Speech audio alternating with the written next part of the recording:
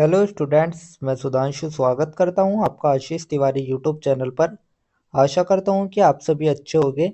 मैं इस चैनल के माध्यम से आप सभी के लिए लेकर आया हूं एक वीडियो लेक्चर सीरीज जो बेस है आपके बीए प्रोग्राम के फिफ्थ सेमेस्टर की यूरोप का इतिहास 1789 से 1870, हिस्ट्री ऑफ यूरोप 1789 से 1870 सब्जेक्ट की एक इम्पोर्टेंट किताब पर, जो कि आपका डिसिप्लिन स्पेसिफिक कोर कोर्स यानी कि आपका डीएससी 10 मेजर पेपर का सब्जेक्ट है। तो स्टूडेंट, अगर आप ड्यू सोल रेगुलर या किसी और यूनिवर्सिटी से सब्जेक्ट पढ़ रहे हैं तो इस सीरीज आपके लिए बहुत ही उपयोगी साबित होने वाली है, क्योंकि इसमें हम हर चैप्टर को सिंपल भाषा में समझेंगे, इंपॉर्टेंट कॉन्सेप्ट्स को ब्रेक डाउन करेंगे और एग्जाम पॉइंट ऑफ व्यू से भी डिस्कस करेंगे। तो स्टूडेंट, अगर आप ड्यू सोल रेगुलर एनसी वेब एंड अदर किसी के भी सब्जेक्ट को समझना चाहते हैं आसानी से, तो चैनल को सब्सक्राइब जरूर कर लीजिएगा, वीडियो को लाइक कर लीजिएगा और अपने दोस्तों के साथ शेयर करना ना भूलें। एंड सोल से रिलेटेड डेली अपडेट्स के लिए आप सभी हमारा व्हाट्सअप चैनल फॉलो कर लीजिएगा। तो चलिए शुरू करते हैं। मैं आपका स्वागत करता हूँ बीए प्रोग्राम के फिफ्थ सेमेस्टर की हिस्ट्री ऑफ यूरोप 1789 से 1870 सब्जेक्ट के सेकंड यूनिट के चैप्टर नंबर 5 के इस वीडियो लेक्चर में। इससे पहले की वीडियो में हमने यूनिट नंबर सेकंड के chapter number 3 and chapter number 4 के बारे में डिस्कस किया है, और आज की वीडियो में हम बात करने जा रहे हैं हमारे यूनिट नंबर सेकंड के चैप्टर नंबर 5 के बारे में, जिसमें हम बात करेंगे पुनर्स्थापना और क्रांति के बारे में, 1815 से 1848 और साथ ही 1848 की क्रांति के बारे में। तो स्टूडेंट, 19वीं सदी के यूरोप में एक ऐसा साल आया जिसने पूरी दुनिया की राजनीति को बदल कर रख दिया, और ये साल था हमारा 1848 का साल। इसे इतिहास में क्रांतियों का वर्ष भी कहा जाता है, क्योंकि लगभग पूरे यूरोप में जनता ने एक साथ विद्रोह किया। तो आज हम समझेंगे 1848 की क्रांति क्यों हुई, इसका प्रभाव क्या रहा और इसने यूरोप को कैसे नया चेहरा दिया। तो चलिए इस चैप्टर की जो हम शुरुआत कर लेते हैं, वो हम सबसे पहले एक छोटे से परिचय से कर लेते हैं। परिचय में हम देखेंगे 1848 की क्रांति यूरोप के इतिहास में एक बड़ी घटना थी। इसे क्रांतियों का वर्ष भी कहा जाता है। तो स्टूडेंट, जो हमारी 1848 का जो समय था वो हमारा क्रांतियों से भरा हुआ समय था। इस समय जो संकट था वो बहुत ही ज़्यादा बढ़ा हुआ था। तो इसलिए 1800 जो 48 की जो क्रांति है वो यूरोप के इतिहास की सबसे बड़ी क्रांति मानी जाती है, क्योंकि जनता ऐतिहासिक राजनीतिक अधिकार चाहती थी। इस क्रांति में आर्थिक संकट से जूझ रही थी और राष्ट्रीय एकीकरण की मांग भी कर रही थी। तो लगभग पूरे यूरोप में एक साथ विद्रोह और क्रांति हुई। मुख्य कारण थे राजनीतिक असंतोष, आर्थिक संकट और राष्ट्रीयता की भावना। तो यही वजह थी कि यह क्रांति केवल एक देश में नहीं बल्कि पूरे यूरोप में फैल गई। तो यही था हमारा एक छोटा सा परिचय। परिचय के बाद जो हमारा नेक्स्ट टॉपिक आता है वो हमारा आता है लुई फिलिप, फ्रांस के नागरिक राजा को लेकर। तो अब हम बात कर लेते हैं लुई फिलिप के, फ्रांस का नागरिक राजा को लेकर, जिसका जो कार्यकाल रहा वो 1830 से 48 तक चला। तो जैसे कि आप देख सकते हैं ये हमारे लुई फिलिप जी है। तो 1830 की जुलाई क्रांति के बाद लुई फिलिप 1830 से 48 फ्रांस का राजा बना। तो 1830 की जुलाई क्रांति के बाद जो लुई फिलिप है वे फ्रांस की गद्दी पर बैठे। उसे नागरिक राजा कहा गया क्योंकि वह मध्य वर्ग पर आधारित था। तो जो ये लुई फिलिप थे इसे नागरिक राजा कहा जाता था क्योंकि यह मध्यम वर्ग यानी जो जुड़वा वर्ग था उस पर आधारित एक राजा था। उसने उदारवाद का वादा किया, लेकिन धीरे धीरे उसका शासन भ्रष्टाचार, भाई भतीजावाद और प्रतिक्रियावादी नीतियों से ग्रस्त हो गया। तो शुरू में उसने उदारवाद का समर्थन किया, लेकिन धीरे धीरे उसका जो शासन था वो भ्रष्टाचार, भाई भतीजावाद और प्रतिक्रियावादी नीतियों में बदल गया था। तो जनता को लगा यह भी एक राजशाही है जो कि सिर्फ अमीर वर्ग की सेवा कर रहा है। तो यही था हमारा लुई फिलिप, फ्रांस के नागरिक राजा। इसके बाद जो हमारा नेक्स्ट टॉपिक आता है वो हमारा आता है 1848 की क्रांति के कारण। तब हम बात कर लेते हैं जो हमारे फ्रांस में 1848 की क्रांति है वो किन किन कारणों से हुई थी। तो 1848 की क्रांति हमारी अचानक नहीं हुई थी, इसके पीछे कई गहरे कारण थे, जैसे कि समाज और राजनीति का संकट। जनता लोकतांत्रिक अधिकार चाहती थी, लेकिन सरकार ने दबाव बनाया। तो जो जनता थी वे चाहती थी कि उन्हें लोकतांत्रिक अधिकार मिले, लेकिन जो सरकार होती थी वो उनको दबा देती थी। लुई फिलिप की विदेश नीति की विफलता, उसने फ्रांस को यूरोप में गौरव दिलाने में असफलता पाई। तो फ्रांस यूरोप में सम्मान खो बैठा था, जिससे कि जो लुई फिलिप की विदेश नीति की जो असफलता थी वो हमें देखने को मिलती है।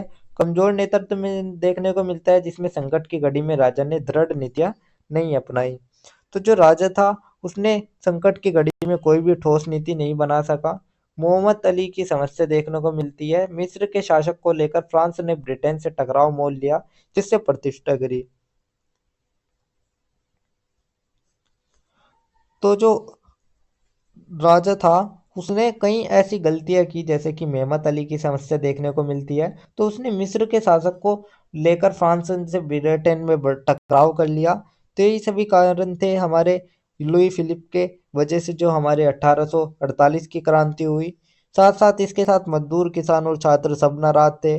बेरोजगार और महंगाई ने भी जनता का जीना मुश्किल मुश्किल कर रखा था। तो ये सभी कारण थे हमारे 1848 की क्रांति के। इसके बाद जो हमारा नेक्स्ट टॉपिक आता है वो हमारा आता है जनता की असंतोष और घरेलू नीति के बारे में। तो राजनीतिक अधिकारों की समीप केवल धनी वर्गों को मताधिकार था, श्रमिक और किसान वंचित रहे। तो इस समय जो फ्रांस की स्थिति थी वो बद से बदतर हो जा रही थी, क्योंकि इस समय सिर्फ अमीर वर्ग को राजनीतिक अधिकार मिले थे, श्रमिक और किसान वर्ग उपेक्षित थी। थिएट्स बनाम गुटजेट संघर्ष था, मंत्रियों में गुटबाजी ने राजनीतिक संकट गहरा किया। साथ साथ मजदूर वर्ग की शिकायतें महंगाई, बेरोजगारी और काम की खराब शर्तें के बारे में। तो जो मजदूर वर्ग था वो महंगाई और खराब काम की शर्तों से परेशान था। तो 1847 से 48 में जब जनता ने रिफॉर्म बैंकर्स के नाम से विरोध किया, तो सरकार ने इन सभाओं पर भी प्रतिबंध लगा दिया। तो विपक्ष की गतिविधियां, रिपब्लिकन और समाजवादी संगठन आंदोलन चलाए गए। सुधार बोझ 1847 से 48 में विरोध प्रदर्शन का रूप लिया। फरवरी 1848 में सरकार ने भोज पर रोक लगाई, जिससे कि क्रांति भड़क उठी। तो यही वो चिंगारी थी जिसने 1848 की क्रांति को जन्म दिया। तो यही थे हमारे जनता का असंतोष और घरेलू नीति। इसके बाद जो हमारा नेक्स्ट टॉपिक आता है वो हमारा आता है 1848 की क्रांति के प्रभाव। तो अब हम देख लेते हैं जो हमारे 1848 की क्रांति हुई उसके क्या क्या प्रभाव रहे।